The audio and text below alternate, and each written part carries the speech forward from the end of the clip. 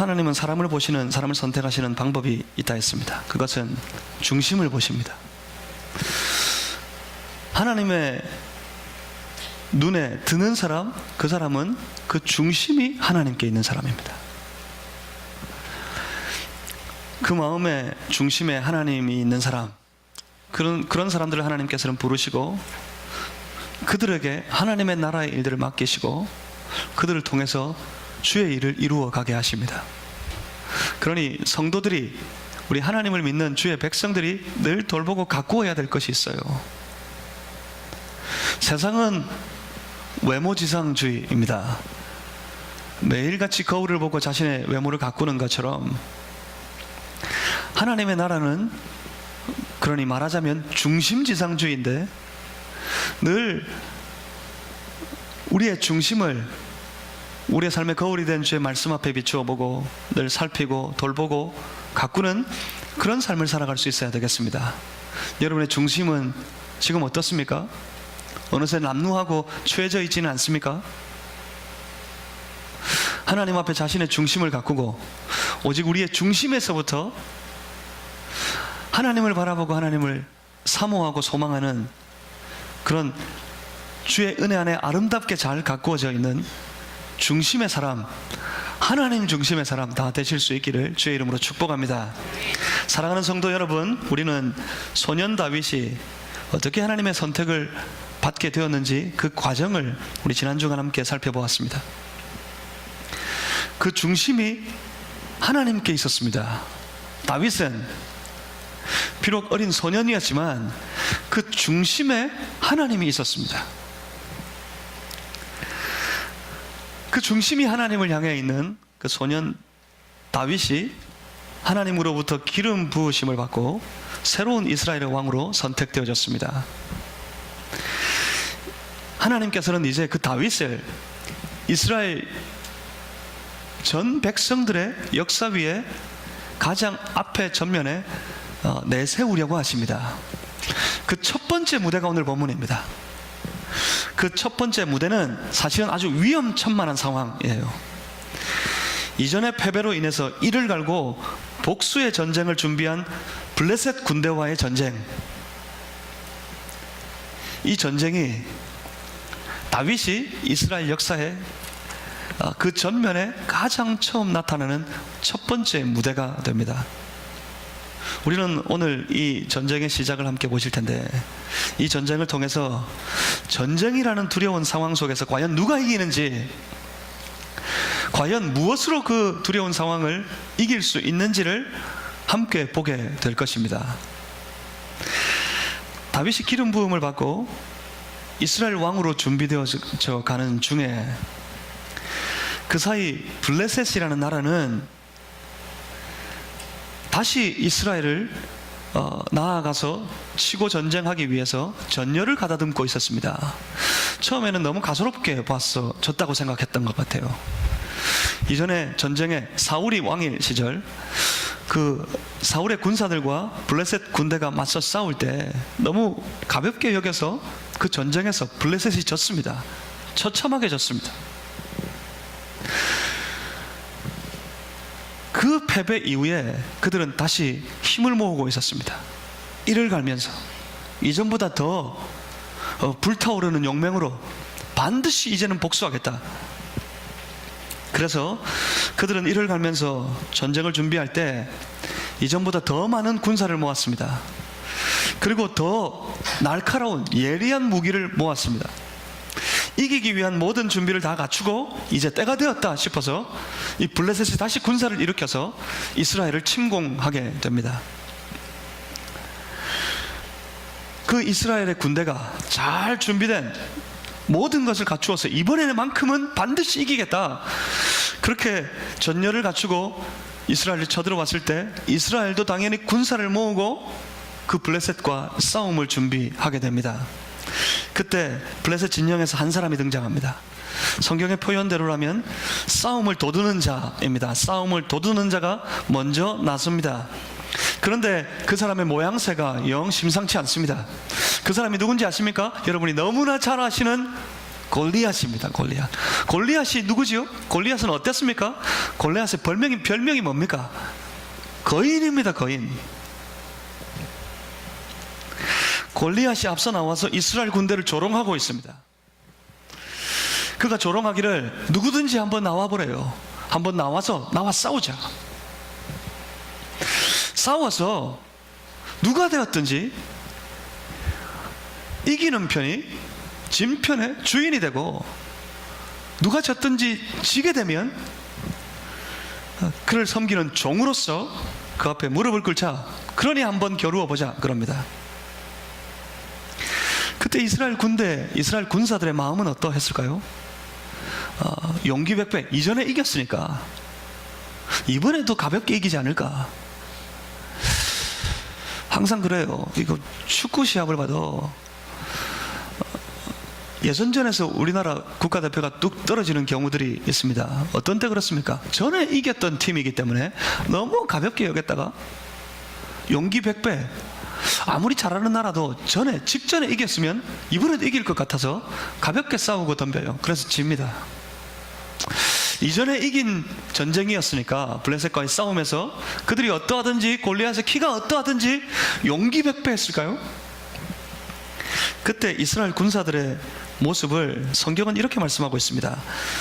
사무엘상 17장 본문의 11절 말씀인데, 사울과 온 이스라엘이 블레셋 사람의 이 말을 듣고 나와서 싸워보자, 나와 겨루어보자. 누가 되었든지 이기는 편이 진 편의 주인이 되자. 지면 그 온 군사들이 이기는 자들의 종이 되자. 그렇게 외치는 그 말을 듣고 놀라 크게 두려워하였더라 말씀합니다. 어땠다고요? 놀랐습니다. 그 말을 듣고 온 이스라엘 백성들은 놀랐습니다. 그리고 놀란 나머지 두려웠는데 얼마나 두려웠습니까? 크게 두려웠습니다. 뭐가 그렇게 놀랍고 뭐가 그렇게 두려웠을까요? 이전에 이겼는데 지금 새삼 놀라고 새삼 두려운 이유는 뭡니까? 그 이유는 골리앗 때문입니다. 골리앗이 커도 너무 커요. 그냥 아주 장골이다, 아주 그 키가 막 몇 척이나 되더라, 그런 정도가 아니라 말하기를 거인이라 그럽니다. 거인. 왜 두렵습니까? 그 거인 장군 골리앗 뒤에 아주 위용당당하게 서 있는 블레셋의 군사들이 두려웠습니다. 그들의 수가 두려웠고, 그들의 위용이 두려웠고, 그들이 들고 있는 무기가 두려웠습니다. 그리고 그 앞에서 자기를 볼 때, 이스라엘 군사를 볼 때 너무 적어요. 들고 있는 무기도 너무 초라하고요, 너무 나약해 보입니다. 그래서 어떤 생각이 들어서 두려웠을까요? 이 싸움에서 지겠다. 저 골리앗 장군과 싸울 장수도 우리 중에는 없고, 저 블레셋 군대와 싸워서 이길 만한 군사가 우리 중에는 없다. 그래서 그 조롱하는 말이 너무 분통 터지지만, 아무리 그래도 나가서 싸워서 이길 만한 장수가 없어서 누구도 하나 나서지 못합니다. 한마디로 안 될 것 같습니다. 안 될 것 같으니까 무섭습니다. 사실 위기를 만나면 그 위기가 커 보이는 건 당연합니다. 아무리 신실한 사람이라도 그냥 아무것도 아니라는 듯이 아주 평안하기만 하기는 정말 어렵습니다. 하지만 신앙은 그때 빛을 발합니다. 신앙은 뭡니까? 믿음은 뭡니까?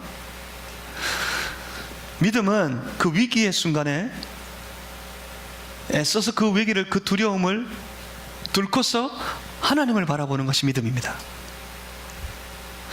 하나님이 보이는 것이 믿음입니다. 두렵지만 하나님을 봅니다. 그 두려움 속에서 그 하나님을 믿는 믿음으로 애써 평안을 찾습니다.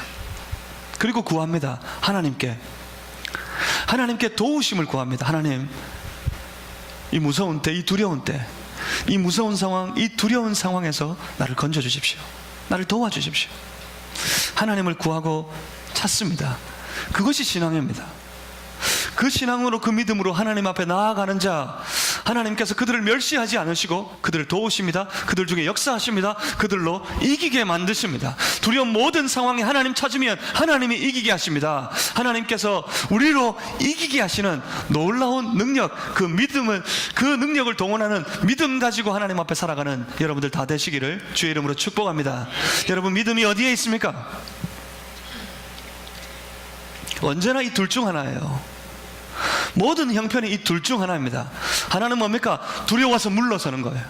다른 하나는 뭡니까? 두려움을 이기고 도전하는 겁니다. 두려움은 어떻습니까? 무서우면 어떻게 돼요? 무서우면 몸을 움츠립니다. 동네를 걸어가는데 이 고삐가 풀린 강아지가 아무리 조그마한 거라도 갑자기 골목에 툭 뛰쳐나오더니 무섭게 짖고 달려듭니다. 그러면 어때요?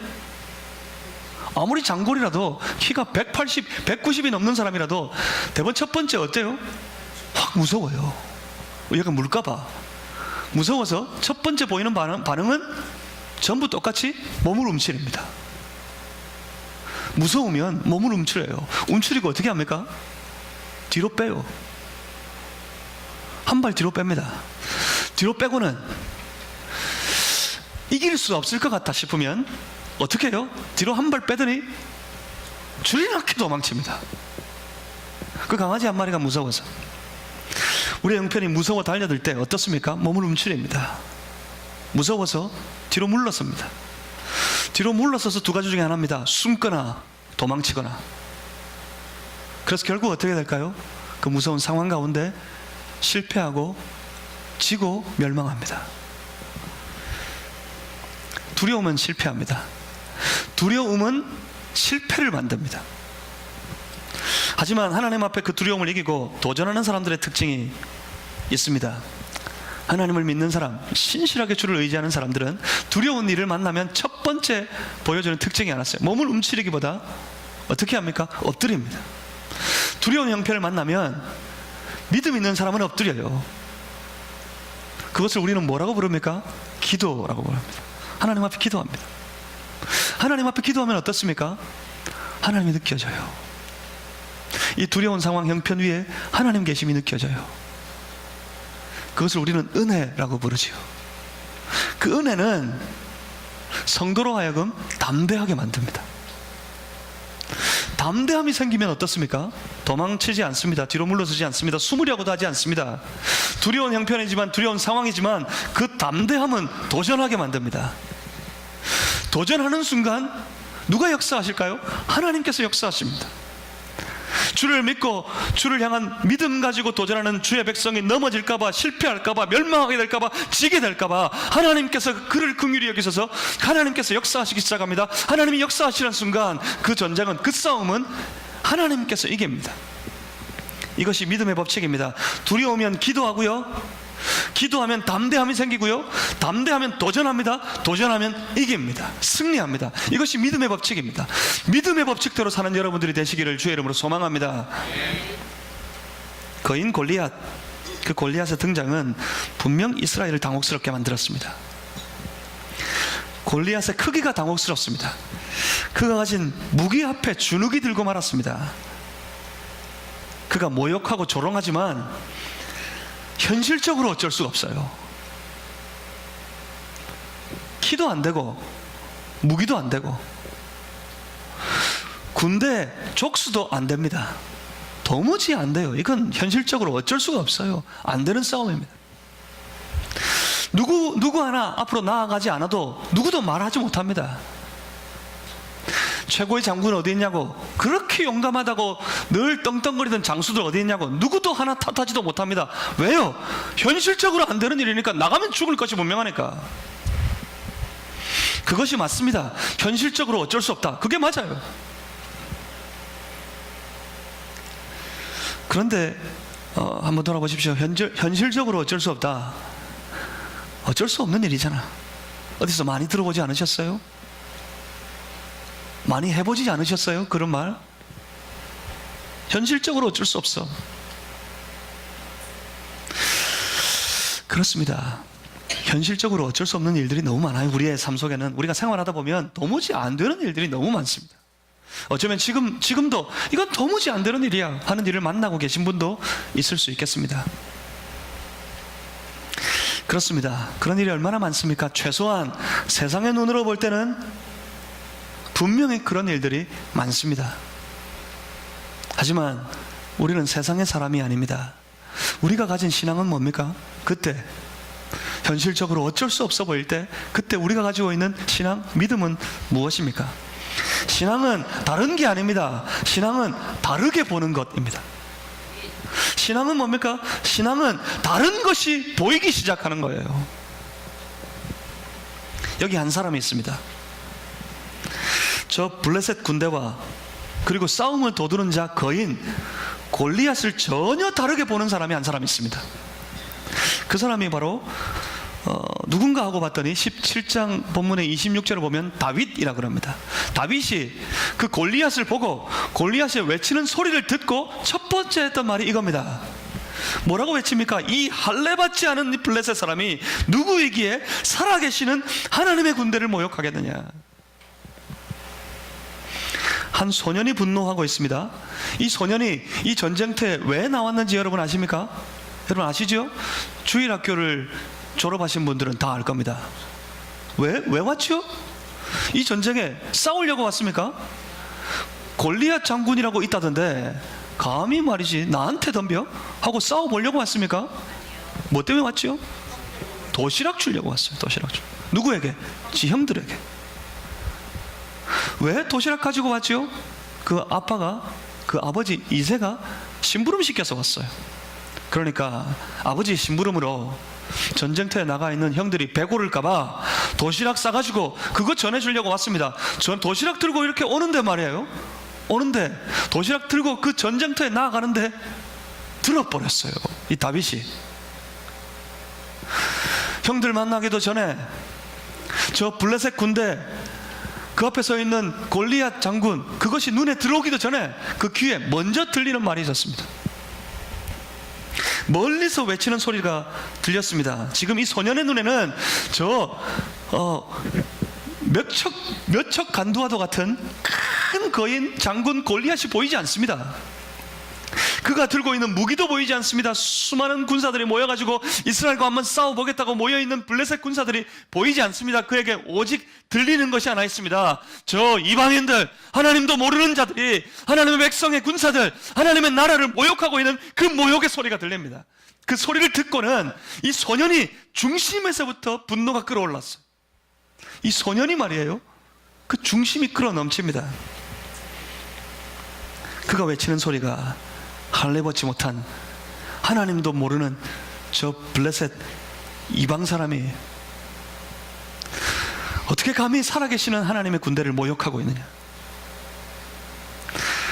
그 소리를 누가 전해주어서 사울이 들었습니다.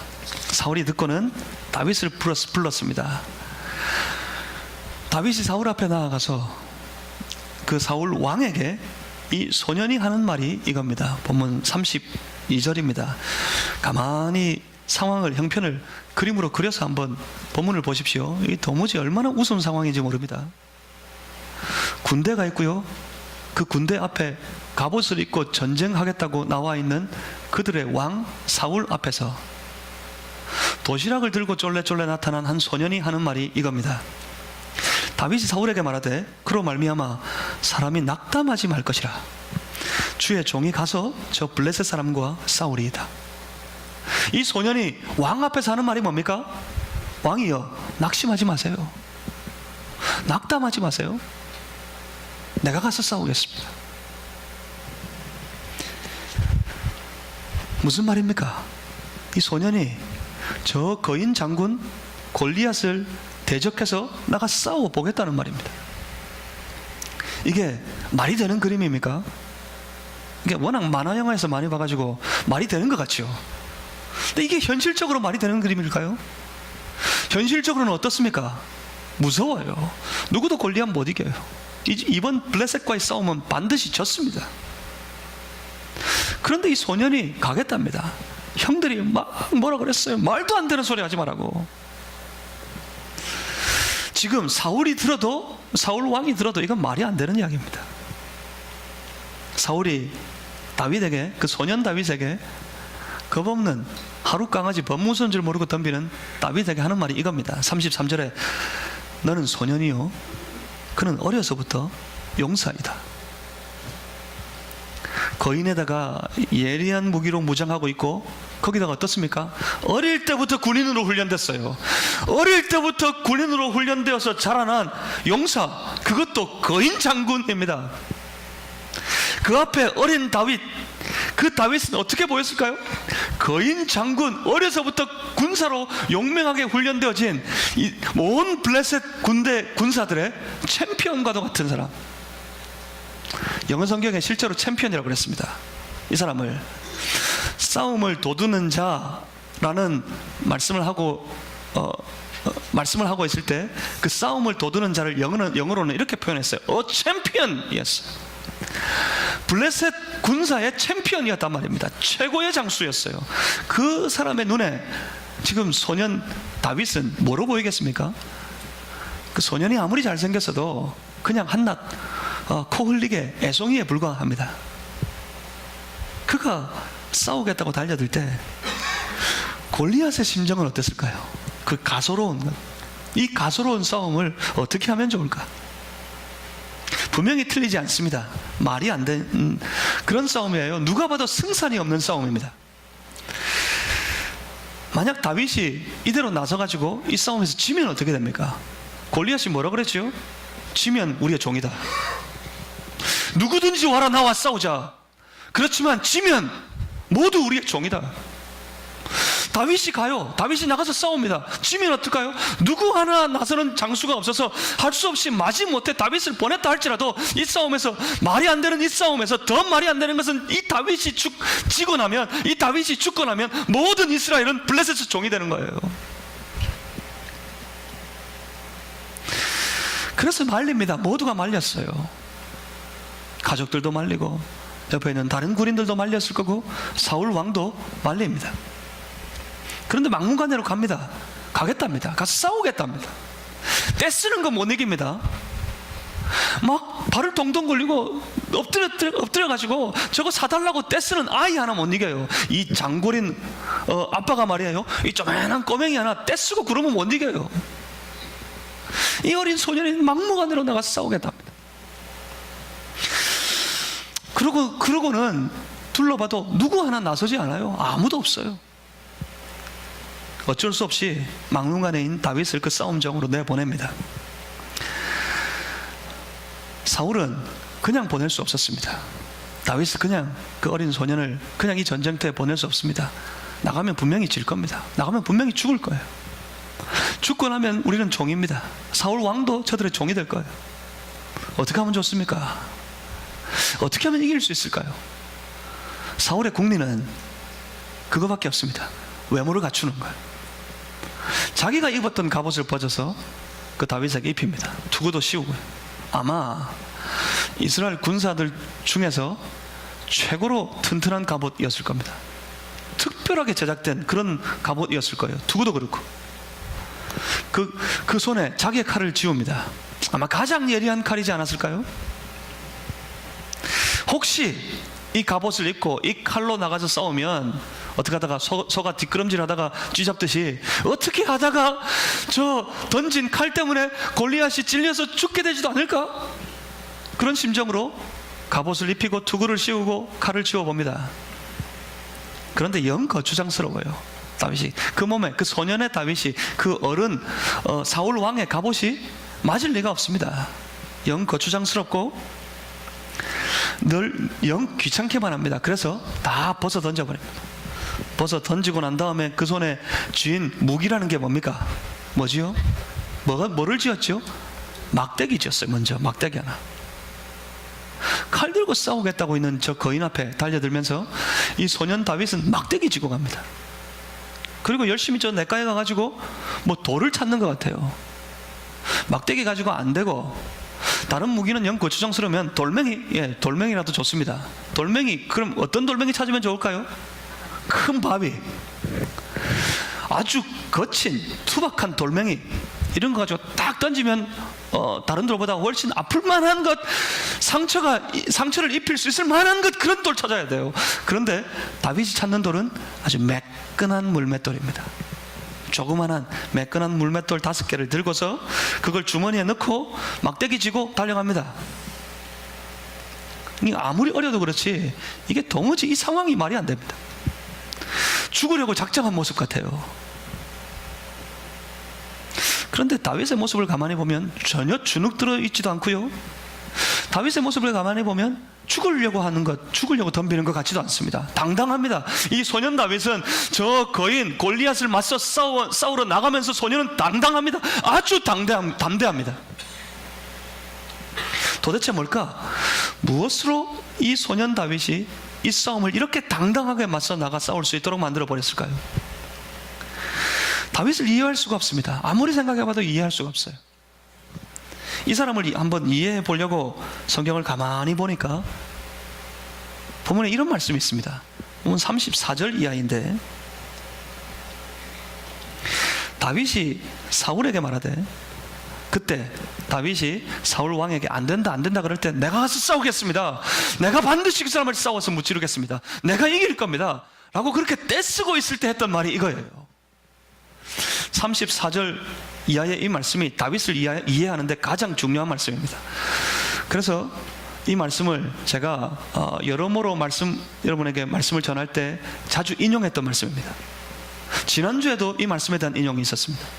이 말씀을 한번 봅니다. 주의 종이 아버지의 양을 지킬 때에 사자나 곰이 와서 양떼에서 새끼를 물어가면, 양을 치고 있을 때 사자나 곰 같은 게 와서 양무리들 중에 제일 약한 것 새끼 탁 낚아채서 물고 갈 때, 새끼를 물어가면 내가 따라가서 그것을 치고, 사자나 곰 같은 걸 치고 그 입에서 새끼를 건져 내었습니다.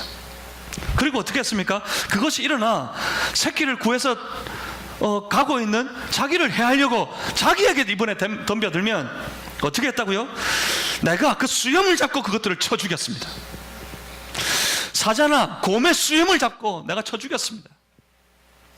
36절입니다. 주의 종이 사자와 곰도 쳤은즉 살아계신 하나님의 군대를 모욕한 이 할례받지 않은 블레셋 사람이리이까 그가 짐승의 하나와 같이 되리이다. 무슨 말입니까? 이 부분이 아주 중요합니다. 여기 아주 오묘한 신앙의 믿음의 비밀이 하나 숨어 있습니다. 지금 문제가 뭡니까? 문제는 다윗의 눈에 골리앗이 뭐로 보인다고요? 무엇처럼 보일까요? 짐승으로 보여요. 누구와 같이? 곰이나 사자처럼. 하나님의 군대, 하나님을 모욕하는 할례받지 않은 저 이방인, 저 블레셋 군사, 블레셋의 장군 골리앗은 다윗의 눈에는 그저 사자나 곰과 같이 보입니다. 이전에 능히 수염을 잡고 쳐 죽여버렸던 저 곰이나 사자 중에 하나와 다를 바가 전혀 없다고 이 소년 다윗이 생각하고 그를 바라보고 있습니다. 그리고 그는 확신합니다. 짐승과 같을 것이다. 그 짐승처럼 그는 내 앞에서 죽고 말 것이다 외치는 소년 다윗에게는 이런 확신이 있었습니다. 37절 말씀입니다. 우리 37절을 다 같이 한번, 17장 37절 말씀을 우리 다 같이 한번 읽어보겠습니다. 또 다윗이 이르되 여호와께서 나를 사자의 발톱과 곰의 발톱에서 건져 내셨은즉 나를 이 블레셋 사람의 손에서도 건져 내시리이다. 사울이 다윗에게 이르되 가라, 여호와께서 너와 함께 계시기를 원하노라. 아멘. 본문 37절 이 말씀은 다윗의 확신입니다. 이 싸움에 나가는 저 거인 장군 골리앗과 맞서 싸우기 위해 나아가는 어린 소년 다윗이 가지고 있는 확신이에요. 그 확신이 무엇입니까? 하나님께서 이번에도 저 사자의 발톱, 곰의 발톱에서 나를 건져내셨을 때처럼 하나님께서는 이번에도 저 짐승과의 싸움에서 나를 건져내시고 나를 지키시고 나를 살리시고 이 싸움에서 나를 이기게 하실 것이다. 다윗이 확신하고 있습니다. 다윗이 분명히 믿고 있어요. 누구를 믿습니까? 하나님을 믿고 있어요. 하나님이 나를 이기게 하실 것이다. 하나님이 나를 건져내 주실 것이다. 이것이 다윗의 믿음이었습니다. 자, 이제 보십시다. 중심이 하나님께 있는 사람, 다윗입니다. 다윗이 그 어린 소년이 하나님의 선택을 받고 하나님의 기름 부으심을 받고 온 이스라엘의 왕으로 세워질 자가 된 그 이유가 무엇이었습니까? 그 중심이 하나님을 향해 있었기 때문입니다. 그런데 중심이 하나님께 있는 사람, 그 사람은 분명히 무언가 다른 특징이 하나 있어요.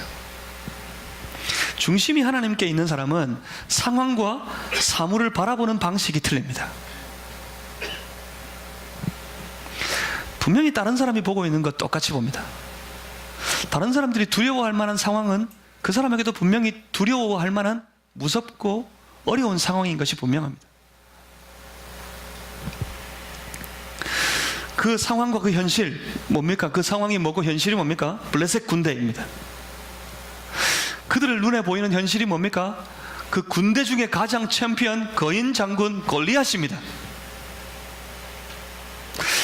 블레셋 군대와 그리고 거인 장수 골리앗은 누구에게나 동일합니다. 다른 사람들은 그것을 보고 두려워합니다. 충분히 두려워할 만합니다. 다른 사람들이 생각할 때 이건 분명히 안 되는 싸움이고 분명히 지는 싸움이고 분명히 망하고 말 싸움입니다. 그래서 두렵습니다. 그런데 똑같은 것을 보고 중심이 하나님께 있는 사람, 하나님 중심의 사람 다윗은 전혀 다른 것을 생각합니다. 그 블레셋을 보고 거인 골리앗을 보고 다윗은 저 거인 장수의 키를 생각하지 않고 그가 들고 있는 무기가 떠오르지 않고 그들 뒤에 서 있는 수많은 블레셋의 군사들이 생각나지 않고 이 다윗의 생각에는 하나님이 있습니다. 블레셋을 보고 골리앗을 보고 다윗은 하나님을 생각합니다. 그들이 저주하고 그들이 모욕하고 있는 하나님을 생각합니다. 하나님을 생각하고 보니 골리앗은 한낱 하나님을 모욕하고 있는 짐승에 불과해 보입니다. 다윗의 눈에는 하나님 중심의 사람 다윗의 눈에는 골리앗보다는 하나님이 더 큽니다. 하나님 중심의 사람 이 다윗의 눈에는 골리앗보다는 저 블레셋의 군사보다는 하나님이 더 위대하시고 더 강하십니다. 그래서 그에게 담대함이 생깁니다. 그에게 용기가 생겼습니다. 기억하십시오. 이것이 믿음입니다. 믿음이 뭐라고요? 다른 것을 보는 거예요. 다르게 볼 수 있는 눈, 그것이 믿음입니다. 그는 저 거인 장수 골리앗을 짐승과 같이 보고 늘 그 짐승을 대하듯이 매끈한 돌멩이 몇 개를 들고 나가서 싸웁니다. 그 돌멩이를 던졌고요. 그 돌을 맞고 골리앗은 넘어져 죽었습니다. 왜 죽었을까요? 절묘하게 그 정수리 급소를 딱 때려서 죽었다고요? 그래서 죽었을까요? 정수리 안 맞아보셨어요? 정수리 급소 안 맞아보셨어요? 친구하고 장난치고 다투다가도 급소 맞아가지고 떼굴떼굴 굴렀던 때가 한두 번이 아닐 겁니다. 아마 어린 시절 다 굴러보셨을 거예요. 야구 해보셨어요? 야구? 투수가 있는 힘을 다 해가지고 그 단단한 공 가지고 있는 힘을 다 해서 던졌는데 하필 그게 이 정수리로 날라와 딱 맞아가지고 기절하듯이 아파가지고 뒤로 자지러져 본 적이 있습니다. 저는. 그런데 안 죽었어요. 정수리 맞으면 죽어요? 그것도 그 조그마한 돌멩이 딱 맞으면 죽어요? 안 죽습니다. 바위덩이로 던지면 모를까? 그것 맞아가 죽은 게 아닙니다. 골리앗이 왜 쓰러졌을까요? 누가 그렇게 했을까요? 하나님이 하셨어요. 골리앗은 믿음의 사람, 하나님 중심의 사람 다윗, 그 다윗의 믿음 때문에 죽었습니다. 믿음은 하나님의 중심의 사람으로 모든 상황과 모든 형편을 다르게 보는 그 믿음은 하나님이 맡기신 위대한 하나님의 나라를 세워가도록 만듭니다. 그 위대한 믿음은 위대한 믿음의 가정을 세웁니다. 그 위대한 믿음은 위대한 믿음의 공동체를 세웁니다. 믿음이 여러분에게 있습니까? 여러분에게 믿음 있다면 그래요, 이길 겁니다. 어떤 두려운 상황도 형편도 담대히 맞서 이기게 될 겁니다.